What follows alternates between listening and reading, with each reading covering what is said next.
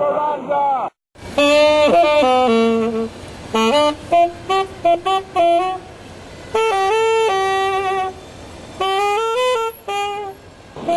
gardening is 50% gardening and 100% political. Community gardens can only exist when there's the agreement by the people around that they want to have a green oasis in their community. They have to want it like they want a library. They have to want it like they want a police station. They want to have a place where they can breathe, where their children can walk in the grass.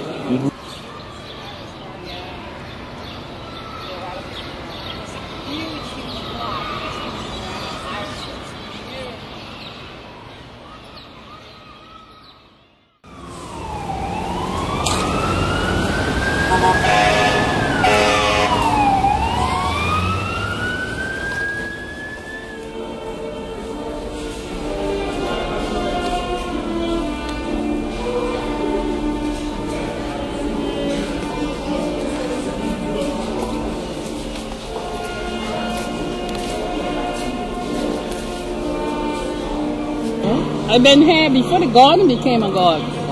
You know what was here?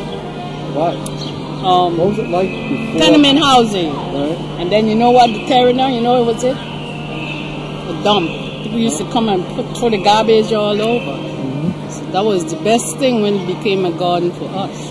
Because we had to look from our window up there. I live facing the side, so I have a clear view of the garden. Right. You see all this garbage in there, but now it's beautiful.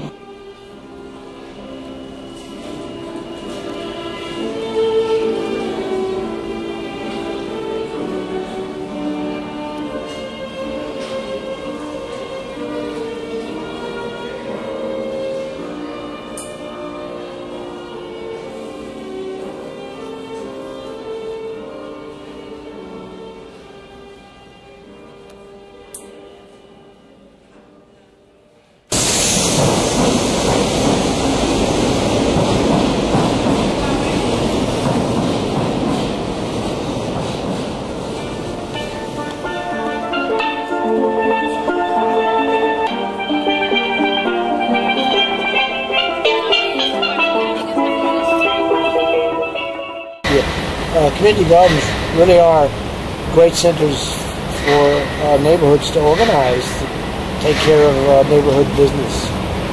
I think one of the reasons, I have to say, that Giuliani was so happy to close gardens down and so anxious to do so, that he was aware of that fact.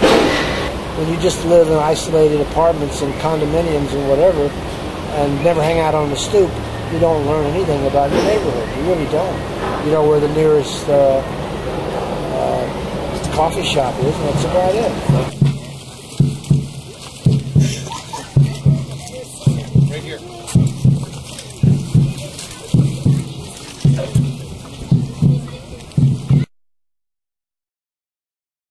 We happen to be in the Liz Christie Community Garden, which was started by Liz Christie, who was the founder of the Green Guerrillas. The name of the Green Guerrillas has an interesting story too. The people that knew her said that she had a dream about the organization, and in her dream she saw the name Green Guerrillas, and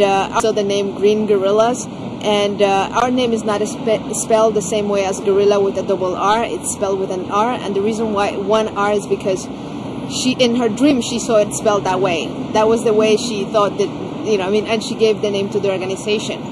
The reason why she gave it the name of the Green Guerrillas was because when she started taking over vacant lots and encouraging people to take over vacant lots, certain lots were inaccessible to her because they were fenced. So Liz Christie and her friends decided that the best way to reach those lots and actually plant flowers there was if they filled up a balloon with water and seeds. So they would toss over the balloon over the fences, and they decided that that was like a bomb seed, and that it was a guerrilla way of doing gardening in the city, where they had no accents there. They would throw in the bomb seeds. When Liz Christie back in 1973 decided that she would start looking across the street into an empty lot, she took a bunch of her friends and they collected seeds and began cleaning the rubble out of this place.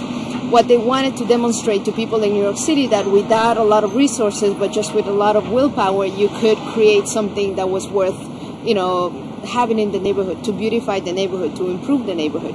So they created this community garden, and Liz Christie got the idea that they could show other people how to do it. And she founded the Green Guerrillas as an organization to really, like provide advice on, how to clean up your lot, what do you need to do to get permission, and, where can you get seeds. So when I say that the Green Guerrillas started as a horticultural organization, that's exactly what they did. They like help other people. They said, you have a vacant lot across the street, you want to turn it into a garden, we'll tell you how.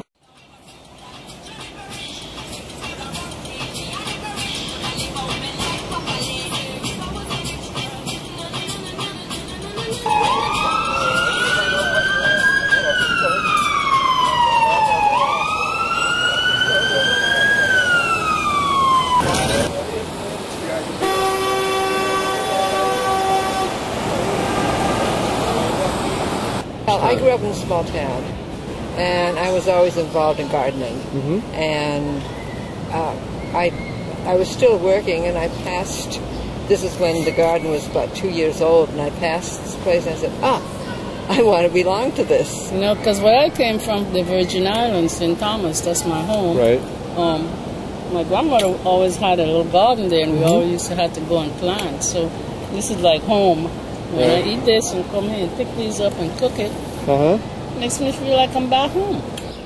The best feature, the most powerful thing about this garden, it is an oasis in the concrete jungle. I know it sounds like a bad line, but that's what it is. Then I get right. $5. Oh.